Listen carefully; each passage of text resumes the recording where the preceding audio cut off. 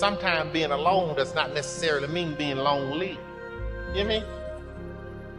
And you have to learn how to be by yourself. And sometimes God will leave you by yourself until you learn how to be by yourself. Because see, if you ain't ready to be by yourself, then people will really make a fool out of you. Because if you don't know how to be alone, people will be able to run any kind of game on you they want. Because they can threaten you by walking out the door. Right. If you don't do this, I'ma leave. If you don't deal with this, I'ma leave. You understand? And there are a lot of people that's a lot of appointments like, okay, well, please don't leave. To the hell with that. You better not tell me you leave, because I would have packed before you get out of your mouth. Wow. There'll be a cab outside waiting on you. Do you hear me? I got the gift of goodbye, honey. I will pack you the hell up so quick you want your head to spin. And see, you gotta learn how to be by yourself, son.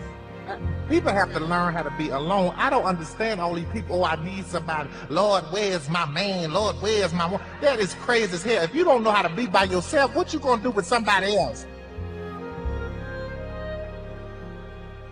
Stop praying about it. Shut up and wait. Go work on you here. That's what that time is for, to get yourself together. I'd rather be in a corner by myself with a puppy and a goldfish and be happy than to be sitting around with somebody in my house. I'm wondering what the hell they want for. You would be surprised the things people put up with just to have somebody to say they love them. I don't understand. I can't live in dysfunction. I'm sorry. I'm sorry. I done been through too much hell and high water to come there and let you come up in my adult life when I'm supposed to be at peace and give me all kind of hell. Only two places on this earth you're gonna have peace: the grave and your house. Now, if you can't walk up in your house and you ain't got no peace, something wrong. Something wrong. I'm sorry. People be rebuking Satan. I be rebuking Satan and beating the hell out of everything that's up in there till they get out. I'm sorry. You got to go. Can't do none of that until you learn how to love yourself, though. You got to love yourself. Look here, I love me some me. You ain't got to call me on my birthday. I won't be offended. I would throw myself a surprise party. Yeah. I'm not gonna go say surprise, on the other side say I shouldn't have. Thank me so much. I believe God put us all here for a reason, and we all have our purpose, and we're here to fulfill our purpose individually. I think the thing that's kept me sane, the thing that's kept me humble, the thing that's kept me successful is being myself. The minute you learn to love yourself, you would not want to be anybody else. Why you gotta have somebody calling you beautiful every day in order for you to feel beautiful? Nobody wants to be alone. But if you show up empty, as an empty shell, and you're expecting this man to fulfill you and fill you up with all of the love that doesn't exist, as soon as he leaves, you're depleted, you're empty. You have nothing left for yourself again. Never rely or depend on anybody to fulfill your heart. Self-love is the cure to self-hate. If you want to be happy, you have to love yourself. Self-love is the cure to feeling depleted, feeling like you have nothing left, you have no energy. Self-discipline is self-love. I love me. So the day that you decide to stop loving me, I'm not gonna love myself any less. I believe in me. If you stop believing in me, I'm not gonna believe in myself any less. If you believe that I'm irrelevant, that no one is checking for me, and that I don't mean anything to the world, because you think or believe that about me, it doesn't mean that I'm gonna believe it about myself. Have opinions and feelings about yourself independent of the feedback. It is time to be more selfish, where it's all about you and taking care of you. No one will ever hate you with the intensity that you can hate yourself. And that's why you absolutely must take the time to build your self-worth. You are who you've been looking for. So stop looking for more unless you're looking in a mirror, because it's about time for you to see clearly that you are who you've been looking for. And that empty feeling you got, that hole in your chest, you only got that feeling because you think you're not blessed with everything you need You see, we live in a consumerist society, which means they need you to buy stuff. And the easiest way to sell it is to tell you you're not enough. Buy this car, you'll get girls. Buy this bra, you'll get guys.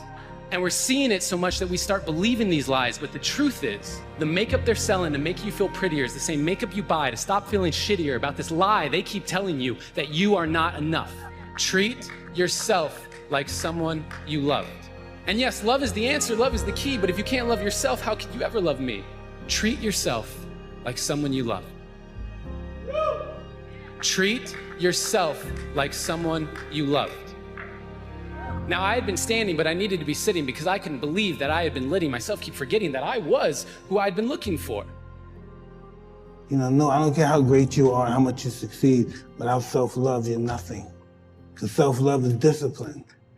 And discipline is doing what you hate to do, but do it like you love it.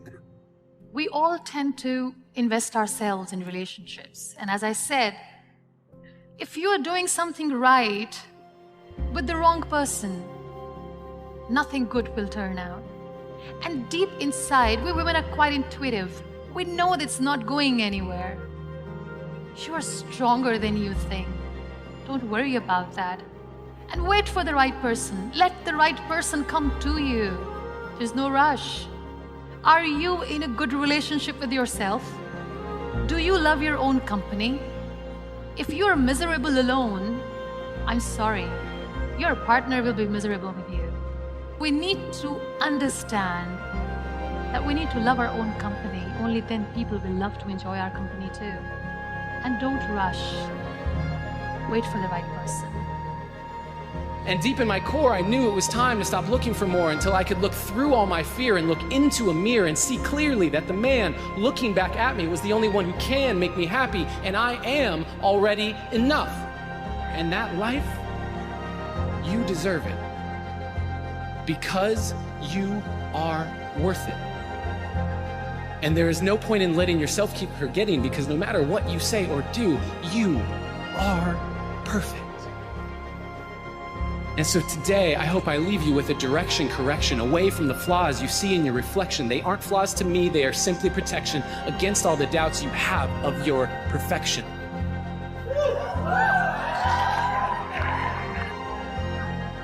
So start today. Take a good, long look in the mirror and say, I am who I've been looking for. I lost sight of who I was. I listened to opinions of people, and I tried to change who I am because I thought that others would accept me for it. And I realized I don't know how to be anything but myself. If you never get married, you enough. If you never pass that law degree, you enough. If you never become a doctor, you enough. If you never get married, you enough. If you never have a child, you are enough like you are. And that's why God created you. You are enough. The first thing you got to realize is that you got to love yourself. It's about self-love. Start understanding that if you're going to do something with your life, you got to fall in love with yourself again. It's time for you to recognize your talents, your gifts, the mark that you want to leave on this earth. As you go to places that maybe you've not been before. You see, leaders know the importance of getting uncomfortable. They know that nothing grows in their comfort zone. You are prepared to rise up and be the person that you want to follow. Take a moment to imagine that you can see an image of yourself in the future. Maybe a year, maybe 2 years, maybe 5 years. It's you being even better than you are today. It's you who's practiced doing what you need to do each and every single day. It's you healthier, stronger, more confident. Look at the person you have become and recognize This is your destiny. Feel what it feels like to have put the work in, to have developed yourself. You are the leader. You are the master of your own life. It's time to rise up and inspire yourself. Be the better version of yourself today. You can be your very best every single day. I realize that when I am in crisis, when I have quote unquote fucked up, my response is, "You f***ing idiot. How could you? Of course. What did you expect?" If I spoke to my friends like I used to speak to myself, I would have no friends. If you do talk to yourself out loud, and I do, make sure that the words are loving and supportive and nourishing. Start the work of being your own best friend.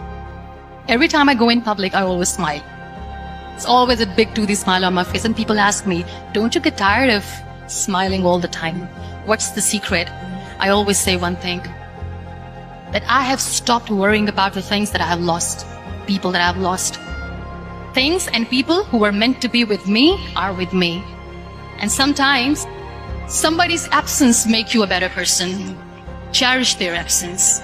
It's always a blessing in disguise. Live your life fully. Accept yourself the way you are.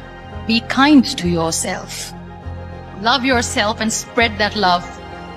Life will be hard. There will be turmoil. There will be trials, but that will only make you stronger. So when you accept yourself the way you are, the world recognizes you. It all starts from within. The moment you start talking about self-love, you start seeing, you turn that lens inward, and you start coming in contact with your personal emotional history, right? You start, if I really love myself, how can I live a better life? In retrospect, I know why I stayed in an unhealthy relationship for 6 years. In my mind, I could not do any better. In my mind, there was no way that anyone else would be attracted to me. So I stayed. But eventually, I came to realize that I was not lucky to have him, but he was lucky to have me. I came to realize that I deserved better. You see, setting higher standards might mean that you have to wait a little longer than you anticipated, but getting what you deserve will be worth the wait. Will you commit to making yourself a priority? Yes, there are a lot of people counting on you. Yes, others need you. But guess who else needs you? You need you. Unlocking your destiny is going to require that you add yourself to your priority list. You need you. Sometimes we get stuck in these situations where we start looking to other people for our self-esteem, and sometimes we find ourselves looking in broken mirrors to get a reflection of ourselves. And the greatest tragedy is when you look into a broken mirror to see if you're pretty, right? And you're gonna let that person tell you about your inner qualities. When you look in a broken mirror and you're gonna change your face to try to look good in a broken mirror. Love will bring a strong man to his knees. Love will make a tough guy cry at his pillow. Love will take a rough, resilient woman and bring her to her knees. Love will make you do things that you said you would never do. Love will make you take things that you thought you would never take. Love will make you ignore things that you thought you would never ignore because love has a way of surviving pain. You've been given oil for one purpose, to keep your light burning, to keep yourself healthy, whole, and strong. If your fire goes out, you can't help all those others. If you're living depleted, drained, running on empty, you're not shining like you could. You're making it, but what could you be if you got back in balance? How much brighter, further, longer, happier could you be if you did like Jesus, on an irregular basis, took time to get refreshed, to be replenished? I'm not saying to live selfishly. I'm not saying to not work hard. I'm saying take care of your temple, physically, spiritually, and emotionally. You're not invincible. People may think you're Superman because you're so strong, so gifted. You're always up. But like all of us, you're human. You need to be refreshed. I look back at myself sometime and I think, what advice? What would I tell that young guy in college who was on the verge of flunking out of that very same college? What would I tell myself? Well, I'd tell myself about forgiveness. I'd remind myself, I would teach myself to forgive a lot quicker, including myself. I held myself to my own pain for a long time because I kept rehashing those failures over and over and over again. And in rehashing those failures, it prevented me from moving forward. So I would tell that 20-year-old guy back then, be a little bit more forgiving of yourself and a whole lot more forgiving of other people. To remember that Lord's Prayer that your mama taught you. Forgive us our trespasses as we forgive those who trespass against us. It would have made my way a lot easier. I would also tell myself to slow down a little bit. Don't go so fast. What you rushing for? Life is coming. I think this idea of loving yourself as a cultural obsession has no basis in reality. Here's the challenge. When you're born, what do you got to do to be loved? Nothing. If your mother's on drugs, natural drugs, oxytocin, so you look like a lizard and she thinks you're beautiful. You know, you're fat, you shit all over, you throw up, and you're still beautiful, right? For a while, you're unconditionally loved. And thank God we wouldn't have survived otherwise. You know, I love women so much. I have so much respect for women, even more so going through birth again. No man will ever fully appreciate what a woman does or what a baby demands of a mother if you're breastfeeding and the energy and the no sleep. I mean, it's amazing what women do in our life. But the point is, in the beginning, you gotta do nothing. And then the oxytocin wears off. And suddenly you do the same, scream or yell, throw your food. And now you get yelled at or hit, or the worst one of all, you get ignored. And then fear enters your body. And then the rest of your life, you're looking for, how can I get this unconditional love? And I remember in the beginning asking myself, because I studied all animals and what the level of dependency they have. And you know, human beings have the longest period of dependency for survival of any creature other than other primates. Whales will be dependent for a year, birds for a few weeks, and boom, get your ass out there and fly. You know, it's a different world. We have this long dependency. It's just the nature of how we are. And then I thought to myself, so why don't we just have unconditional love all the time? And I think my answer is because then you never grow or give anything to life. You think everything's about you. And unfortunately, there are a large population of kids that were raised in a generation of parents that were helicopter parents that thought everything should be about the child, and they wonder why they're selfish today. Or why they, don't seem to have great relationships where you got to be with somebody else. You got to put somebody else ahead of you. That's what love is. Love is putting somebody else ahead of yourself. Loving yourself usually comes for most human beings by starting to have a value and just appreciating people, not because of what they do, not because of what they have, just because you feel their essence. And it's easier to do that with somebody you love than it's with yourself. But when you start to with somebody else and you're not judging, you're truly loving them, then it's much more natural because you're already doing the loving. You're not getting it from somewhere else. Someone may say something, look at you a certain way as a trigger, but all love is self-love. This bullshit, I don't love myself. If you've ever been someone who felt loved, you loved yourself. They didn't love you. They said something, they did something with their eyes, and you used that as a trigger to release love inside of you. But loving yourself every moment, all the time is not the secret to success. Having appreciation for yourself is different than constantly loving. Now, in the Bible, it says, love thy neighbor as thyself. So I think it's a worthy goal and it's useful, but most people are obsessed with it. And I think get on about living a life that's meaningful and you'll love yourself. As long as you focus on you, you're not going to love you. Because the human brain is always looking for what's wrong, what to protect, what needs to be changed. It's a survival instinct. And so it's looking for things to fight or flight or try to freeze or pretend you're not there about yourself. But when you're in a bit of service, when you're trying to serve something more than yourself, that's when the higher part of your consciousness is there. That's when your heart is flowing. And when you're doing that, you're not thinking about you, and therefore you feel love. And I can tell you my own experience. I don't have to, no one else have to earn love with me, but my strategy has been I got to earn my own love, right? I got to be worthy of my own love. I don't do that to somebody else. How do you do that? Well, by helping millions of people for 44 years, now I'm finally at the stage where, oh yeah, I fucking love myself. I'm out there. Right. I enjoy myself. I appreciate it. But along the way, I've always earned it. Now, I don't think that's necessarily healthy or not, but I like what it's done with me.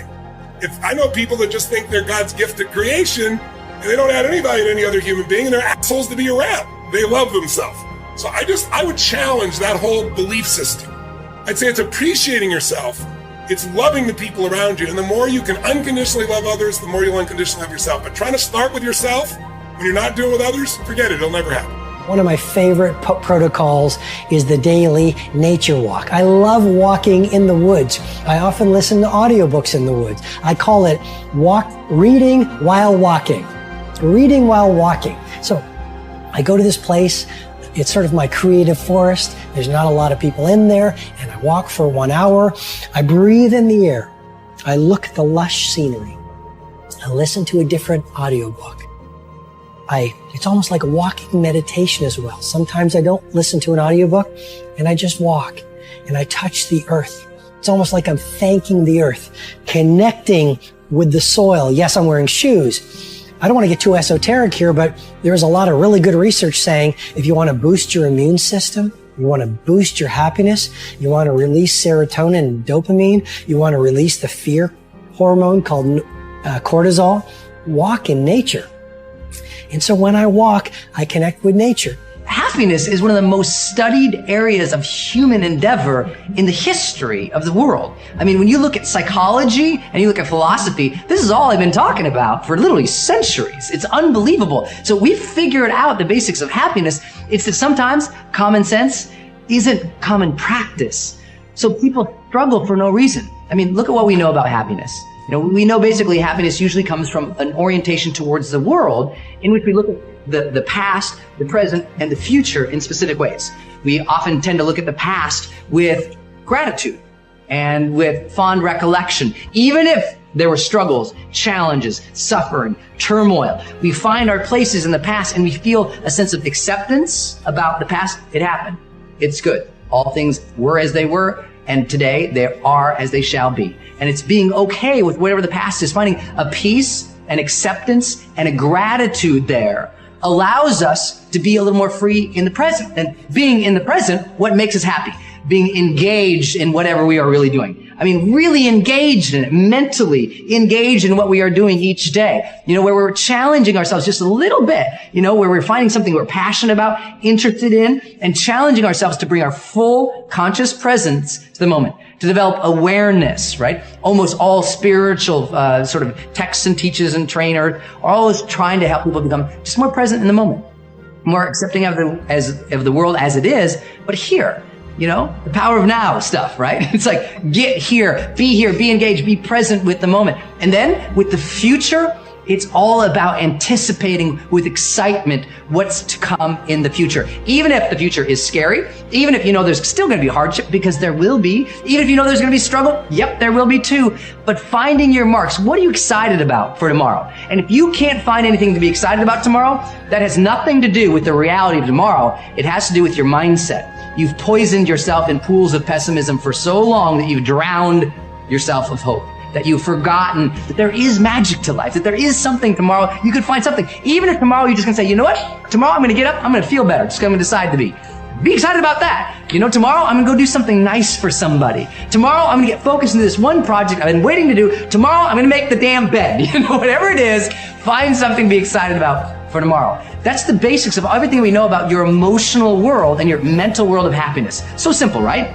Be accepting at peace with the past. Be present and engaged here in the present, and be excited. Anticipate something for the future. So me and Jada was reflecting about love.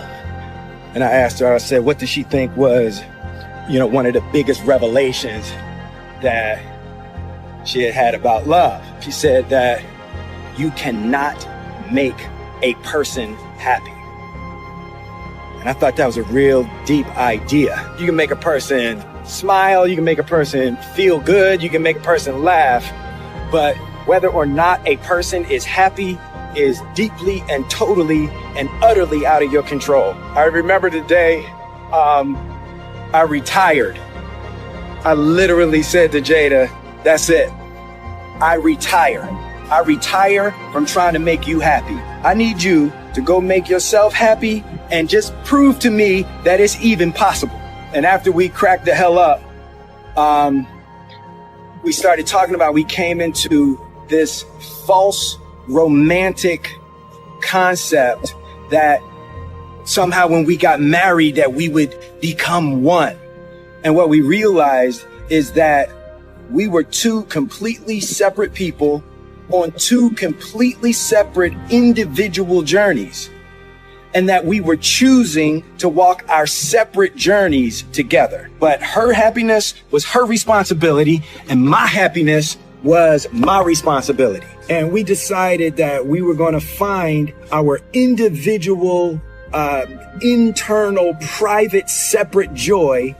And then we were going to present ourselves to the relationship and to each other already happy, not coming to each other begging with our empty cups out, demanding that she fill my cup and demanding that she meet my needs. Unfair, and it's kind of unrealistic and can be destructive to place the responsibility for your happiness on anybody other than yourself. I have a philosophy about long-term relationships that isn't discussed very often. So for those of my friends that are in one that's, I don't know how long, but for some people long-term's a year, right? But for those of us that are in long-term relationships, I get asked often on shows, hey, what are one of the keys that I would not normally hear about that create a relationship that is still doing what you said earlier, which is so wonderful, where there really is this observation, there's separation, there's growth happening. And so there's all these things they say in the long term. Be honest with one another, be trustworthy, make sure you're communicating. One of the things that I find with my friends and I who have had long-term, really good relationships is physical intimacy still. And real attraction to one another physically. If everyone says, I want to marry my best friend, which you do, but you have a lot of friends and you don't need to be married to all of them. And one of the things I see in relationships is they start out where there's this physical chemistry. And I know relationships ebbs and flow. I'm not just talking about sex. I'm referring to physical touching and intimacy. When I was dating Christiana, her dad was older than her mother, and it was his second marriage. His first wife had died of cancer.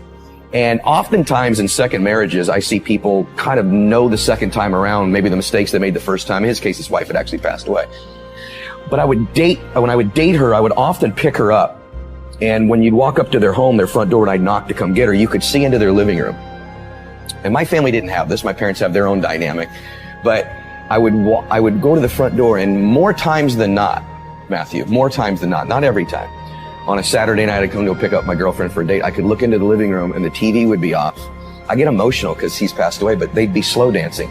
Wow. And at an advanced age. Wow. They just slow dance in the living room together. Now, I don't know if that led to more than that in the bedroom afterwards, but they had real physical intimacy. They weren't just friends. They were lovers in every sense.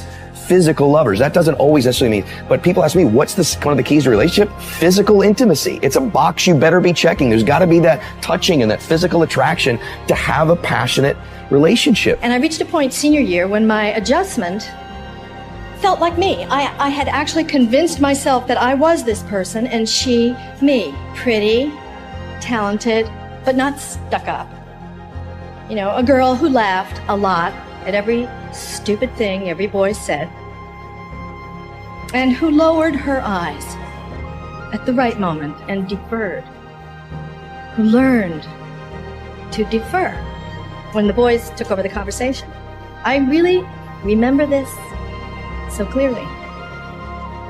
And I could tell it was working. I was much less annoying to the guys than I had been. They liked me better, and I liked that. This was conscious, but it was at the same time motivated and fully felt. This was real acting. I got to Vassar, which 43 years ago was a single-sex institution, like all the colleges in what they called the Seven Sisters, the female Ivy League.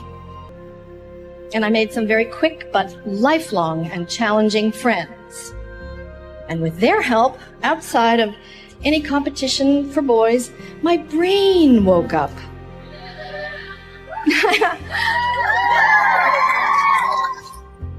I got up and I got outside myself and I found myself again. I didn't have to pretend. I could be goofy, vehement, aggressive, and slovenly, and open, and funny, and tough, and my friends let me.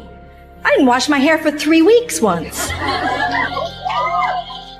They accepted me like the Velveteen Rabbit.